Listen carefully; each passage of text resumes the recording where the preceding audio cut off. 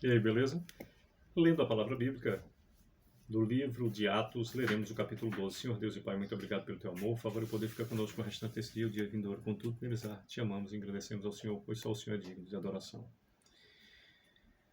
Eu e minha casa serviremos ao Senhor, te amamos. Amém e amém. Bem, temos no capítulo 12, 25 versículos e dos versículos 1 em diante. Por aquele tempo mandou o rei Herodes prender alguns da igreja para os maltratar, fazendo passar a fio de espada a Tiago, irmão de João. Vendo-se isso agradável aos judeus, prosseguiu, prendendo também a Pedro. E eram os dias dos pães asmos. Tendo-o feito prender, lançou-o no cárcere, entregando-o a 4 escoltas de 4 soldados cada uma, para o guardarem, tencionando apresentá-lo ao povo depois da Páscoa.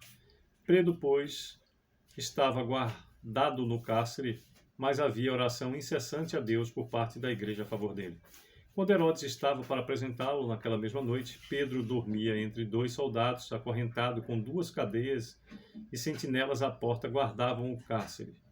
Eis, porém, que sobreveio um anjo do Senhor, e uma luz iluminou a prisão, e tocando ele o lado de Pedro, despertou, dizendo: Levanta-te depressa. Então as cadeias caíram-lhe das mãos, e disse-lhe o anjo: Cinge-te e calça as sandálias. E ele assim o fez. Disse-lhe mais: Põe a capa e segue-me.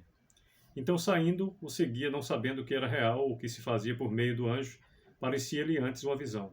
Depois de terem passado a primeira e a segunda sentinela, chegaram ao portão de ferro que dava para a cidade, o qual se lhes abriu automaticamente, e saindo, enveredaram por uma rua, e logo adiante o anjo se apartou dele.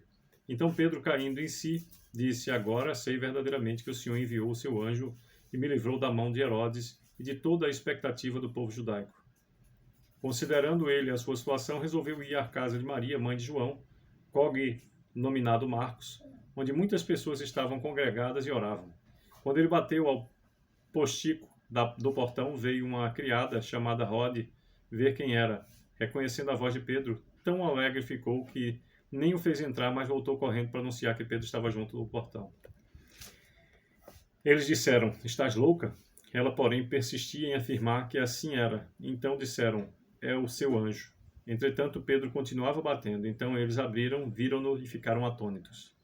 Ele, porém, fazendo-lhes sinal com a mão para que se calassem, contou-lhes como o Senhor o tirara da prisão e acrescentou: Anunciai isso a Tiago e aos irmãos. E saindo, retirou-se para outro lugar. Sendo já dia, houve não pouco alvoroço entre os soldados sobre o que teria acontecido a Pedro. Herodes, tendo-o procurado e não o achando, submetendo as sentinelas a inquérito, ordenou que fossem justiçadas. E, descendo da Judéia para Cesareia, Herodes passou ali algum tempo. Ora, havia séria divergência entre Herodes e os habitantes de Tiro e de Sidom, porém estes, de comum acordo, se apresentaram a ele, e depois de alcançar o favor de Blasto, camarista do rei, pediram reconciliação, porque a sua terra se abastecia do país do rei. Em dia designado, Herodes, vestido de traje real, assentado no trono, dirigiu-lhes a palavra, e o povo clamava: É voz de um Deus, e não de homem.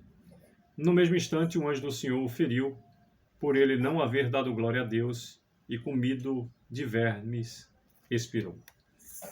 Entretanto, a palavra do Senhor crescia e se multiplicava. 25º e último versículo do capítulo 12 de Atos dos Apóstolos nos diz: Barnabé e Saulo, cumprida a sua missão, voltaram de Jerusalém, levando também consigo a João, apelidado Marcos. Pois bem, por meio desses 25 versículos, nos fala o capítulo 12 de Atos dos Apóstolos, sobre Herodes, que persegue a Tiago e a Pedro, do versículo 1, ênfase até o 8º. Pedro é livre da prisão, do versículo 9 até o 19, a morte de Herodes, do versículo 20 até o 25. Estejamos atentos a todas as circunstâncias que aqui estão explicitadas, desde o milagre da retirada de Pedro do cárcere até efetivamente a sua saída, entre aspas, como se diz a francesa, para um outro lugar. É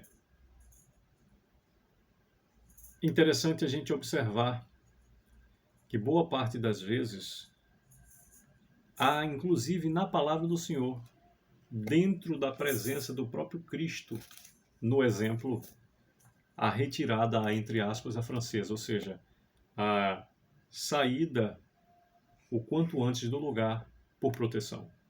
Isso significa, talvez, no meu entendimento, denota esse indicar que há sempre a necessidade da gente medir onde estamos, o que fazemos e o que devemos fazer. O ir e vir, boas vezes, vem da maneira como nos portamos. E o importante, mais ainda do que saber entrar, é o permanecer.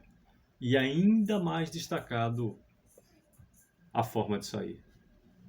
Estar, ficar, permanecer, são todos verbos úteis, sobretudo na lida do dia a dia com pessoas, na chegada, permanência e saída.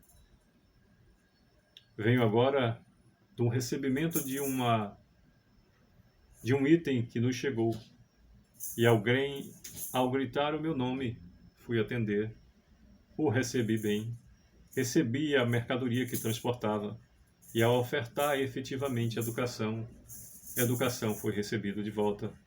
E a boa nova do Evangelho se faz também dessa maneira. Não é com imposições ou com apontar efetivamente as falhas que porventura venham a existir no outro, mascarando o olhar interior para si mesmo. É no exemplo de agir que talvez fique uma lição mais fácil de ser compreendida da boa nova do Evangelho do Senhor.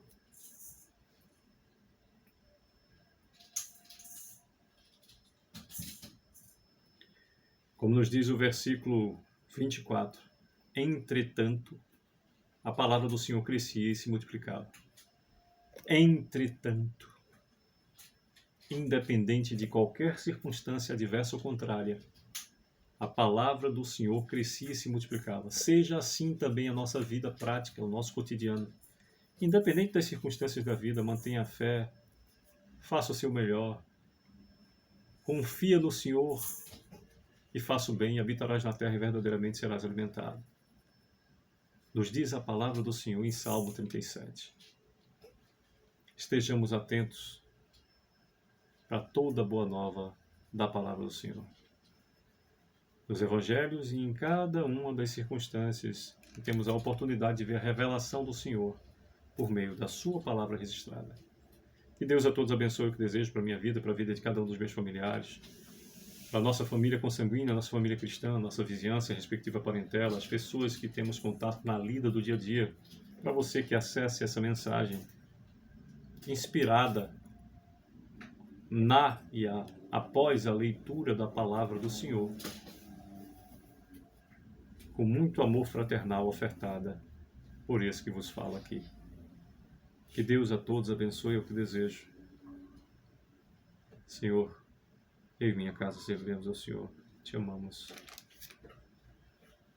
Eu sei que tudo coopera para o bem daqueles que amam e temem a Deus e vivem conforme o seu propósito. Sei que no mundo teremos aflições, mas eu sei que o Senhor venceu o mundo. E que em Cristo Jesus somos mais vencedores. Sucesso e Deus a todos abençoe.